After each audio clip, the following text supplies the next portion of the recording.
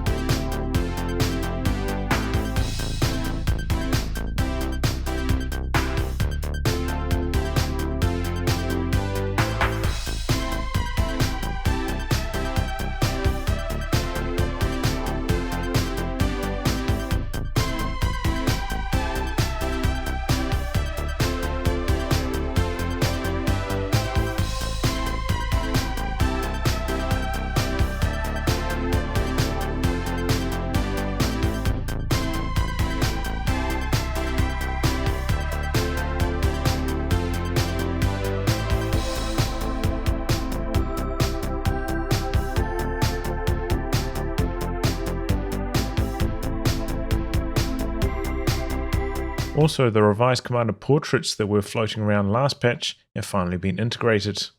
And onto the general changes, loiter abilities, Stuka Close Air Support, Sector Assault, Hawker Typhoon Attack, and P-47 Rocket Run.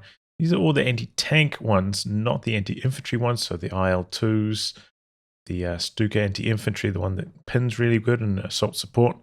Those are currently not included here. The delay on these abilities has been increased by 2 seconds to give players more time to dodge the planes before they arrive. This applies to the first and second attack plane. So first attack plane is going up by 2 seconds. Same story for the second. Interesting, the anti-infantry planes on Sector Assault are getting increased. Same story for the Hawker Typhoon anti-infantry plane, which is kind of interesting that, you know, the dedicated anti-infantry planes are not included here, but the anti-infantry planes that are part of these other abilities are getting increased. These abilities often referred to as, you know, skill planes, because they take no skill really to use in return for a lot of reward, you know, a lot of damage they can do for very little input. You just click the ability, undodgeable plane comes through. So maybe they will be slightly more dodgeable now with these delays added. Snipers, the speed penalty is getting reduced from 5 seconds down to 2.5 seconds, so getting halved. It's a pretty controversial change. I think some people really liked it. Some people really hated it. Personally, I probably would just be on the just forget about it front, but you know, at least I think it's heading in the right direction here, getting halved in duration. Tiger Race and King Tiger Spearhead abilities now display a recon icon overhead of the unit when active. I think this is a really nice change because quite often you'd be in a scenario where you want to get a snare off on one of these tanks. So, you know, you charge forwards with your infantry squad, the anti-tank grenade ready, but then your squad will get suppressed because you didn't know that they were in spearhead mode. And now you can't get the anti-tank grenade off. So now you kind of have a bit of a warning symbol to know that they're active with spearhead. So, you know, you have to worry about that suppression and maybe that anti-tank grenade will be unsuccessful. So I think I really like this change. Taking a look at the new symbol for spearhead, here we have the King Tiger, going to activate it. So now it's got that eye floating above the tank. Look at the ace. Ace requires Vet 2 to get it, but yeah, same story. We upgrade the commander.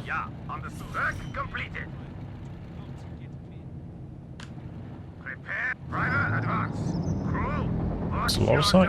But yeah, so that's what the symbol looks like, and there's the binoculars for the Panzer Commander upgrade, just so you don't get those two confused. But yeah, that's now a tell when Spearhead is active to your opponent. Moving on to the British, Assault and Tank Hunter sections are having their reinforcement time reduced to be the same as regular sections, as we saw on my last video. That wasn't the case, so that's a nice change. Hammer and Anvil Tech is having its manpower cost reduced by 50 manpower from 200 to 150. Mentions here that bolster will be reverted, but was missed in this update. So yeah, this is the buff that I was looking for. As I mentioned in the last video, I felt like Hammer and Anvil, kind of bad value compared to Aussie Tier 4. So this is the change I was looking for. Probably also could maybe revert the weapon racks cost reduction buff as well. But yeah, this was the change I was personally looking for instead of the other side techs getting reduced. Aussie Assault Grenadiers, while they were initially changed to prevent them from being able to rush squads in the early game, it did limit their effectiveness on certain maps and ability to pressure infantry during this stage. The requirements of Battle Phase 1 for sprint have been removed, while the munitions cost has been doubled until teched to prevent spamming the ability in early game engagements. So Battle Phase 1 no longer required for sprint, but the sprint cost is going up to 20. That's pretty expensive and returns down to 10 after Battle Phase 1. You know, Assault Grenadier strategies were very, very popular before this nerf, and I think Assault Grenadiers were still viable. It's just maybe you wouldn't go for them right at the start of the game. I saw, you know, and even tried myself, strategies 2 Grens into Assault Grenadiers, which seemed to be relatively effective.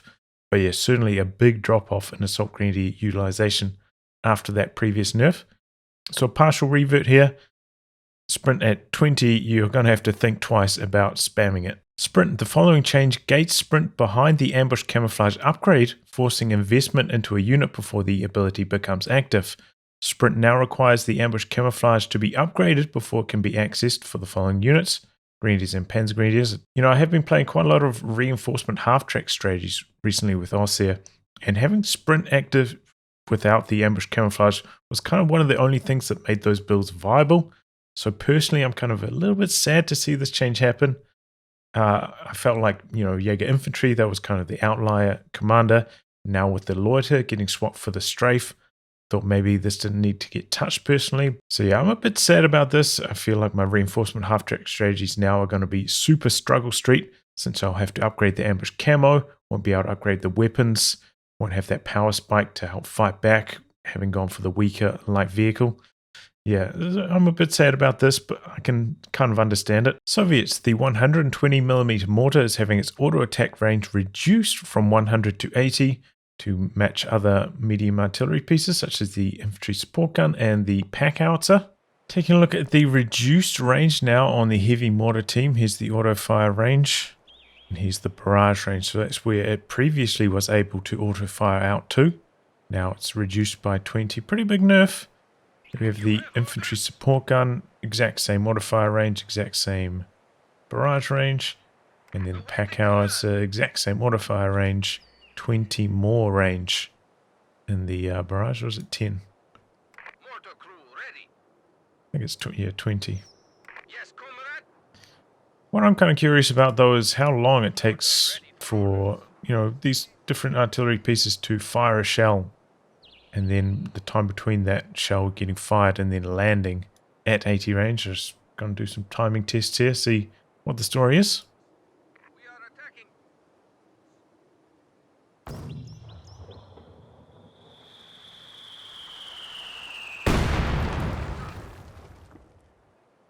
Ready. Crew, we are on the attack.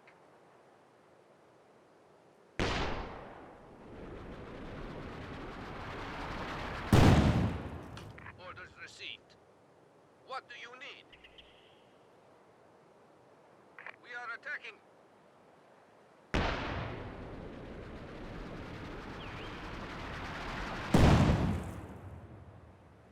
Halt. And here they are side by side. Due to scatter, 120mm mortar did fire the furthest and the pack howie the shortest, but that'll only account for a small amount of difference.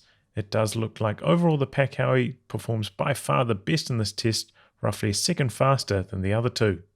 Due to the Su-76's limited gun traverse, which forces the unit to always rotate onto target, the moving accuracy is being increased to help compensate for this penalty. The Su-76 will not be particularly strong at chasing due to its limited gun traverse, requiring targets to be directly in front of its narrow arc, unlike other fixed gun tank destroyers.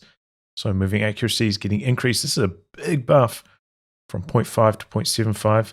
For example, 0.75 is moving accuracy of US Forces vehicles.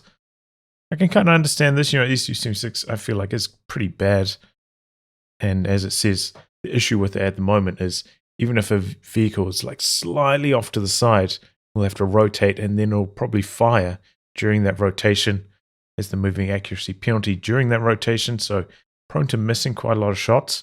But this is a really big buff. I thought it might get maybe like the Firefly treatment, which has 0.55 moving accuracy, but no, going all the way up to 0.75, similar to US Forces vehicles. So a big buff to the Su-76. And finally, the bug fixes. The assault officer was getting 2 Vickers K instead of 1. Ostroop and LMG required Battle Phase 3 instead of Battle Phase 2. Propaganda artillery debuffs would last even after retreating. Sapper heat grenades would not activate if the unit was reloading their Sten guns. Okay, that's a big change. Seems like a minor one, but it always did feel like sappers were very slow getting their anti-tank grenades off, and this partially explains it. Fix an issue where models for the Jaeger Command Squad would not display. They're no longer boxes of death. Okay, nicely done with the bug fixes. As always, a huge thank you goes out to my Patreon backers, and if you have enjoyed this video, I hope you consider coming on board.